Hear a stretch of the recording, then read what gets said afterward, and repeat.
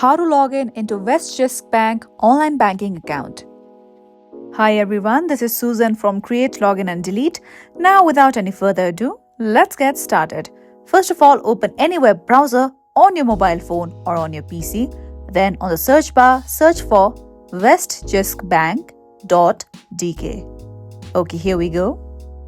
Now after a while, you'll come to the main page of the bank's website. You can see that this is in a different language because Vestjysk is a Danish banking system. So in order to translate it into English, scroll down below to the end until you see the flag of Britain. Tap on it. Now you can see that the page is in English. Now what you have to do is tap on the hamburger icon on the top right corner. Okay, here we go. Now tap on Private Net Bank over here.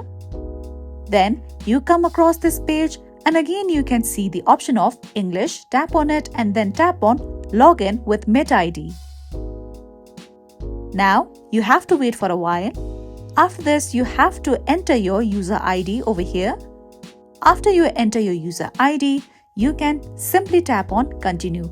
Now in case if you forgot your user ID, you can tap on it and the bank will give you procedures in order to recover your account. So that was all for today and I hope you liked the video.